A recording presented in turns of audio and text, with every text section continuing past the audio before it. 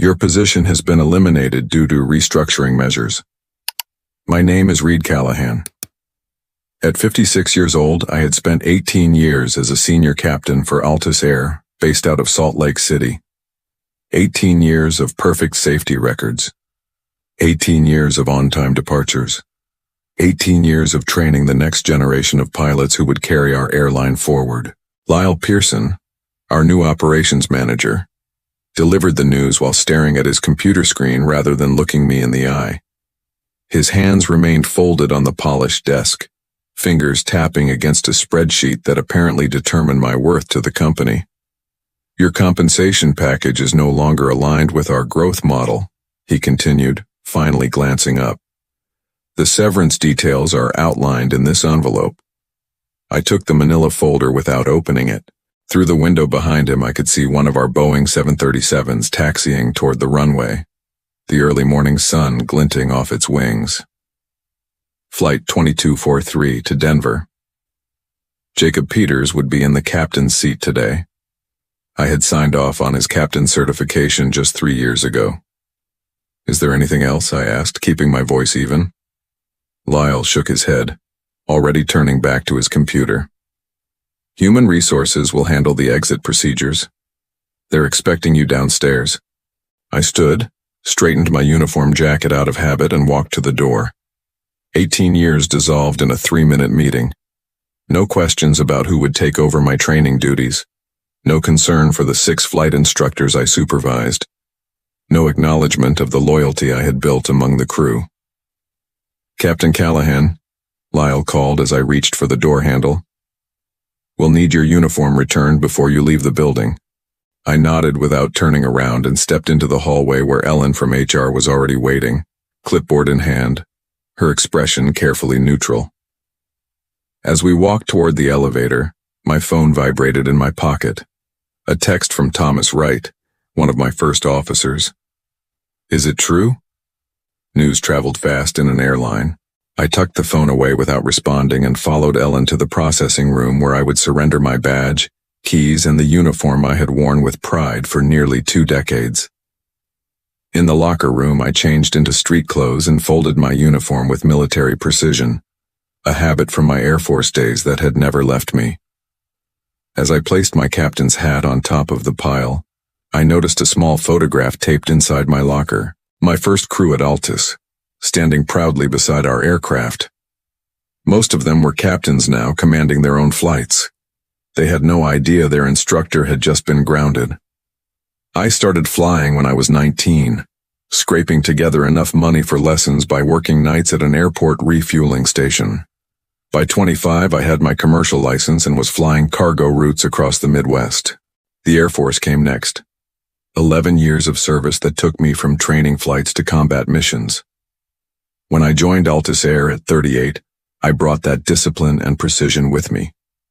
In those early days, Altus was growing, hungry for experienced pilots to expand their routes.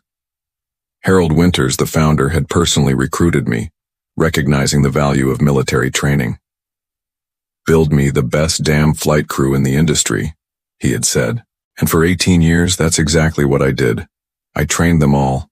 Young pilots fresh out of flight school, military transfers adapting to commercial aviation. Every captain who earned their 4th stripe in the last decade had spent time with me in the simulator, sweating through emergency scenarios and complex landing approaches. We built something special, a reputation for excellence and safety that made Altus the preferred airline for business travelers and families alike. Then Harold retired 3 years ago. His son Jeffrey took over as CEO, bringing in consultants and efficiency experts who knew spreadsheets better than they knew aviation. The first changes were subtle: reduced training hours, tighter turnaround times, fewer backup crews, small compromises that made the numbers look better but put pressure on the operational staff. Lyle Pearson arrived 6 months ago to optimize flight operations. He had never piloted anything more complex than a rental car, but he had an MBA and a mandate to cut costs. The warning signs were there. Senior staff began disappearing, replaced by contract pilots working at lower rates. Training budgets were slashed. When I raised concerns about safety margins in a management meeting last month, Lyle had smiled thinly and said, "We're aligning resource allocation with industry standards." My phone buzzed again as I left the HR office. A message from Catherine Reynolds, our chief flight instructor. "Meeting in the pilot's lounge now." I should have headed straight home. Should have taken the severance and walked away clean. Instead, I found myself riding the elevator back up to the 3rd floor. 8 pilots were gathered in the lounge when I arrived. Thomas Wright, Catherine Reynolds, and 6 others, all captains I had trained, all wearing the same expression of barely contained anger. "Is it true?" Thomas asked again. I nodded once. Effective immediately. The room went very quiet. "They said it was a restructuring decision," I explained, keeping my voice neutral. "Nothing personal, just business." Catherine snorted. "Nothing personal? You've been here since before half the management team graduated college." "What are you going to do?" asked Daniel Cooper, a senior captain who had been my first officer for 5 years before earning his promotion. I shrugged. "Take some time off. Consider my options." The words sounded hollow even to my own ears. "This isn't right," Thomas said. He was pacing now, moving between the windows that overlooked the tarmac. "You're the backbone of the training program. Half the pilots in this company wouldn't have their wings without you." "The decision's been made," I replied. There was no point in fighting it. "I appreciate the support, but you all have flights to catch." Catherine crossed her arms. "My next flight isn't until tomorrow, and I'm thinking about calling in sick." The others murmured agreement, but I shook my head. "Don't put your careers on the line. That's not what I want." As I turned to leave, my phone rang. The screen showed Harold Winter's name. I stepped into the hallway to take the call. "Reed, I just heard." Harold's voice was tight with anger. "Jeffrey told me it was a mutual agreement, that you were ready to retire." "Not exactly," I said, watching through the glass as the pilots continued their heated discussion in the lounge. "This is not how I built this airline," Harold said. "Not how we treat our people, especially not someone who's given everything to Altus." "It's not your company anymore, Harold." There was a long pause. "No, it's not. But I still have connections in this industry. Victor Chen over at Skyward Global has been looking for someone to overhaul their training program. Interested?" Skyward Global was a rapidly expanding charter airline, focusing on corporate and luxury travel. They had a solid reputation and deep pockets. "I might be," I admitted, "but I just walked out the door. I need some time." "Take the weekend," Harold said. "I'll set up a meeting for Monday morning." As I ended the call, I saw Lyle Pearson walking briskly toward the pilot's lounge, his face flushed with irritation. Through the glass, I could see more pilots had joined the original group. At least 15 now, all in uniform, all looking grim. Something shifted inside me. For 18 years, I had given everything to Altus Air. Perfect attendance, holiday flights, middle-of-the-night emergency replacements when others called in sick. I had built their training program from the ground up, created safety protocols that became industry standards, and personally mentored dozens of pilots. And they had discarded me with a 3-minute meeting and a manila envelope. I walked back into the lounge just as Lyle pushed through the door from the opposite side. "Don't you all have flights to prepare for?" he demanded. Nobody moved. 20 pairs of eyes turned to me instead, waiting. I made a decision. "Actually," I said quietly, "I believe we need to discuss crew safety concerns." Lyle's expression hardened. "Captain Callahan is no longer employed by Altus Air. Any safety concerns should be directed through proper channels." "You mean through you?" Catherine asked, her voice carrying that dangerous calm I recognized from difficult flights. "The same person who cut our simulator training hours by 30% last month?" Lyle straightened his tie. "Those adjustments were made based on efficiency analytics and industry benchmarks." "Those adjustments put planes at risk," Daniel interrupted. And now you're firing the one person who's been compensating for your cuts by putting in extra hours with newer pilots. I held up a hand before the situation escalated further. This isn't about me, it's about protocol and proper training. The pilots have legitimate concerns, which they can file through the appropriate channels, Lyle repeated, glancing at his watch. Right now, they have schedules to maintain. Flight 3176 to Chicago boards in 40 minutes, Flight 2240 to Phoenix in an hour. No one moved. That's my flight to Chicago, Thomas said, and I'm not comfortable taking off without addressing these safety issues first. A muscle twitched in Lyle's jaw. You're contractually obligated to fly your assigned routes. Unless there's a legitimate safety concern, I countered. Federal aviation regulations are quite clear on that point. Lyle's eyes narrowed. Is this your play, Callahan? Disrupting operations on your way out? I'm simply supporting valid concerns raised by your pilots, I replied evenly. As a certified flight instructor, I have that professional obligation, regardless of my employment status. The standoff continued for another tense moment before Lyle pulled out his phone. I'm calling Jeffrey. While he stepped aside to make the call, the pilots moved closer to me. What's the plan here, Reed? Catherine asked quietly. No plan, I replied honestly. Just making sure your concerns are heard. But something was building in that room, a collective resistance I hadn't anticipated. More pilots were arriving, alerted by text messages circulating through the crew. The lounge was getting crowded. Lyle returned looking smug. Jeffrey is on his way down. In the meantime, all pilots are ordered to prepare for their scheduled departures immediately. Or what? Asked James Bennett, a veteran captain who had transferred from United around the same time I joined Altus. Or you'll face disciplinary action, Lyle snapped. Possibly termination. James laughed, the sound sharp in the tense room.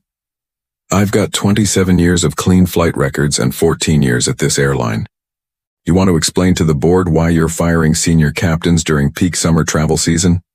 The elevator doors opened, and Jeffrey Winters strode in, his tailored suit a stark contrast to the pilots' uniforms. At 35, he looked like a younger, less weathered version of his father, but lacked Harold's warm demeanor and aviation knowledge. What's going on here? He demanded, scanning the room. Your pilots have safety concerns, I said before Lyle could speak. Concerns that have been systematically ignored for months. Jeffrey's expression tightened. Reed, you're no longer employed here. This doesn't concern you. It concerns anyone who cares about aviation safety, I replied, and anyone who might fly on one of your planes. He turned to address the pilots directly. I understand there may be some attachment to Captain Callahan, but this is a business decision, nothing more. His gaze swept the room. Now I need everyone to return to their duties immediately. No one moved. This is insubordination, Jeffrey warned. Catherine stepped forward. No, sir. This is a formal safety stand-down initiated by concerned flight crew members, as permitted under federal aviation regulations and our union agreement. Jeffrey's face flushed. Fine. You have 1 hour to present your concerns, in writing, to Lyle. Then everyone returns to their scheduled flights. As he turned to leave, he paused beside me. You're making a mistake, he said quietly. I could have made this transition easy for you. This isn't about me, I repeated. But we both knew that wasn't entirely true. The pilots gathered in the briefing room, quickly drafting a comprehensive list of safety concerns. It wasn't difficult. They had been accumulating for months. Reduced training hours, shortened turnaround times that left inadequate room for proper pre-flight inspections, maintenance issues that were documented but deferred, pressure to reduce fuel loads to save costs. I sat quietly in the back, offering occasional input but mostly watching the organic organization of a crew I had trained. They were professional, methodical, and thorough, everything I had taught them to be. While they worked, I stepped out to make a phone call. Victor Chen. The voice was crisp, authoritative. "Mr. Chen, this is Reed Callahan. Harold Winters suggested I call." "Captain Callahan?" Victor replied, his tone warming. "Harold spoke highly of you, very highly. I understand Altus has made a significant error in judgment." "That's one way to put it." "I have a proposition for you," Victor continued. "But first, tell me what's happening there now." "Harold mentioned something about pilot unrest?" I explained the situation briefly. "Fascinating," Victor said when I finished. "And predictable. Listen, I need to make some calls. Can you meet tomorrow instead of Monday?" "I can meet whenever you want." "Good. In the meantime, don't sign anything from Altus. No severance agreements, no non-competes, nothing. Can you do that?" "Yes." "Excellent. I'll be in touch with details." When I returned to the briefing room, the atmosphere had changed. The pilots were huddled around Catherine's laptop, expressions grim. "What is it?" I asked. Daniel waved me over. "We were pulling documentation to support our safety claims. Catherine found something in the system." Catherine turned the screen so I could see. It showed a series of maintenance reports for aircraft in the Altus fleet, reports with discrepancies between the initial submissions and the final versions. "These were altered," she explained. "Maintenance issues downgraded from critical to advisory. Required service intervals extended beyond manufacturer specifications."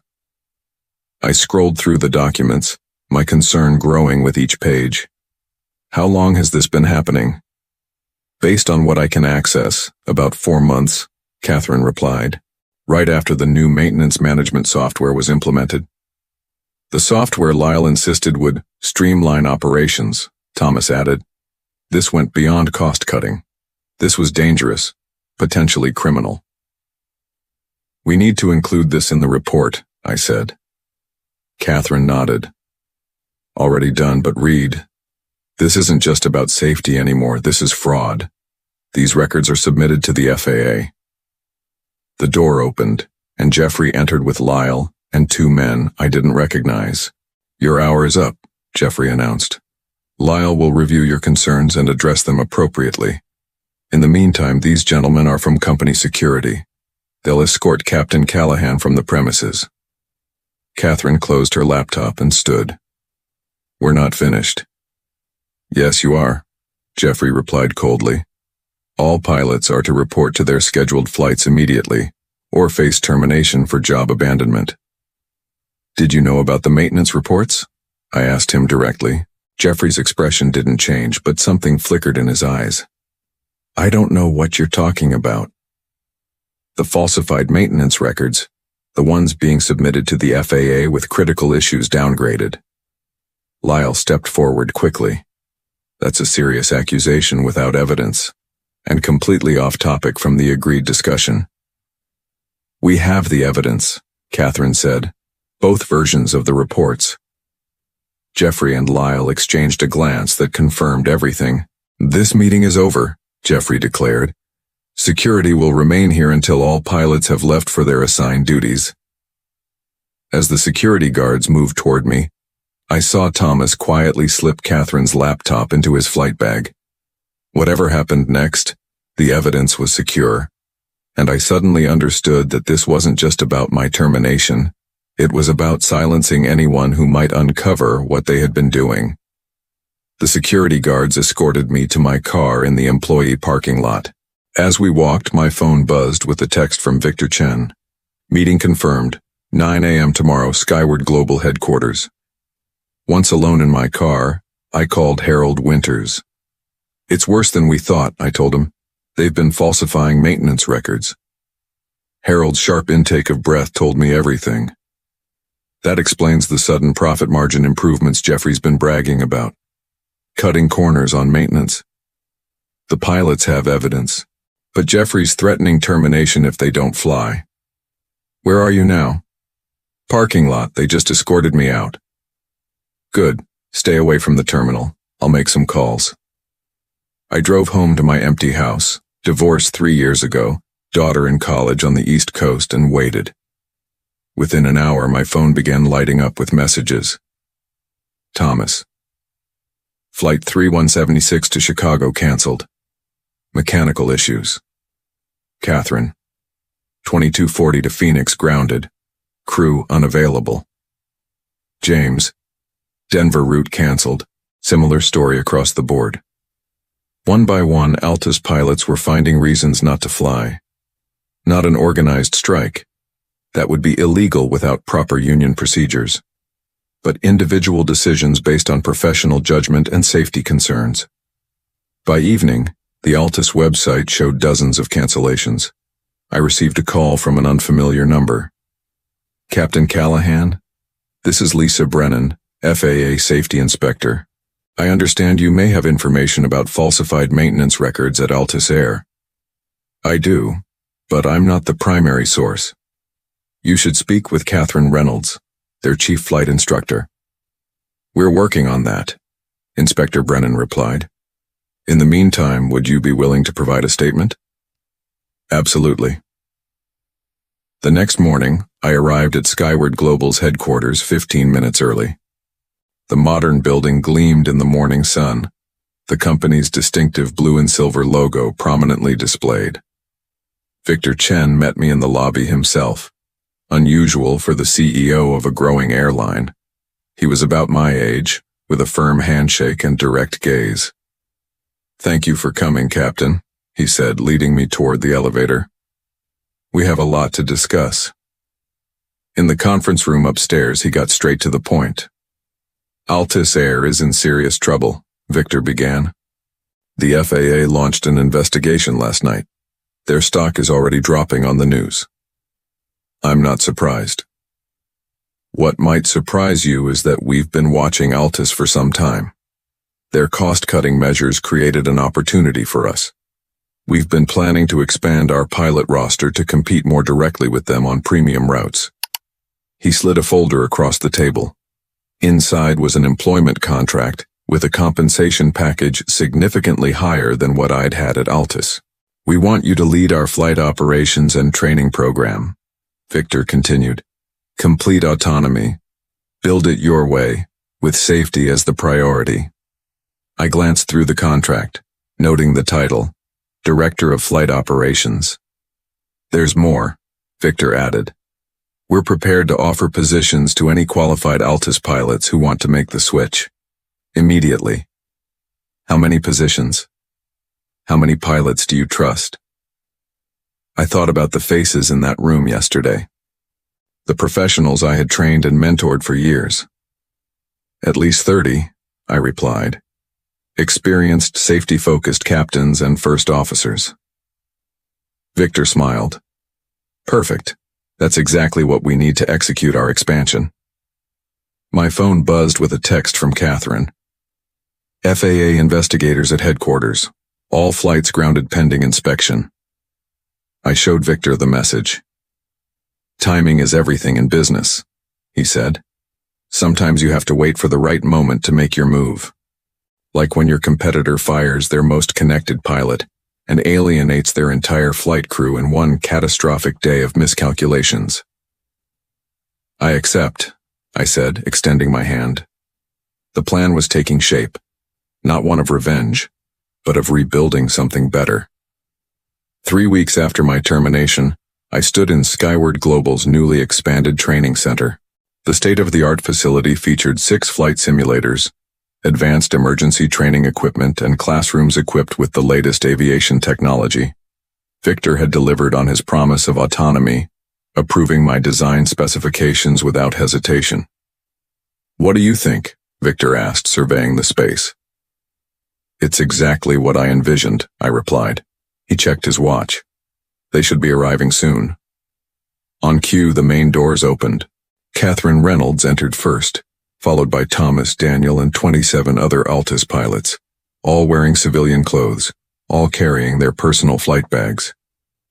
Welcome to Skyward, I said simply. Catherine grinned. Nice setup you've got here, Captain. As the pilots explored the facility, Victor pulled me aside. 30 pilots in one day, that's quite a statement. They're the best in the business, I told him. My phone rang. Harold Winters calling. You watching the news? He asked without preamble.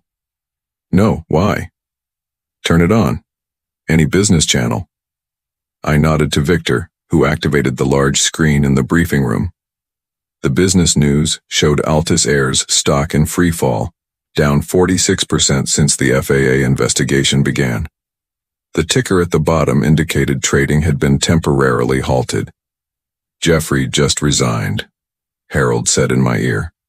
Board forced him out after the preliminary FAA findings. Lyle's gone too, effective immediately. The news anchor was saying, industry sources confirm that Altus Air has canceled over 340 flights in the past 3 weeks due to pilot shortages and aircraft groundings. The company has been forced to lease aircraft and crews from competitors at premium rates to maintain their core routes. Victor turned to the assembled pilots. Ladies and gentlemen, welcome to the future of premium aviation. I thought of Lyle Pearson's dismissive words. Your compensation is no longer aligned with our growth model. He had been right in a way. I was worth far more than Altus had been paying me, a fact now quantified precisely by the market value of 30 experienced pilots and 340 canceled flights. Sometimes the most powerful response is not what you say, but what you build after you leave. 6 months later, I stood on the tarmac watching Skyward's newest aircraft, a sleek Boeing 787 Dreamliner, make its final approach. The plane touched down smoothly, reverse thrusters engaging at exactly the right moment. Perfect landing as I'd expect from Catherine Reynolds. Skyward Global had expanded rapidly, adding 16 new routes and capturing a significant portion of the premium market formerly dominated by Altus. Their training program, my training program, was already being recognized as the industry standard for safety and excellence. Harold Winters joined me on the observation deck, watching as the aircraft taxied toward the terminal. Altus board offered me the CEO position yesterday, he said casually. Asked me to come back and fix the mess. Are you going to take it? Harold shook his head. That chapter's closed. Besides, I'm enjoying retirement. The Dreamliner came to a stop at the gate. In a few minutes, Catherine and her crew would disembark, having completed another successful international flight. They're sending an envoy to talk to you, Harold continued. New board chairman. They want you back, Reed. Desperately. I wasn't surprised. Altus had managed to stay afloat, but their reputation had suffered. Rebuilding would require experienced leadership they no longer had. What will you tell them?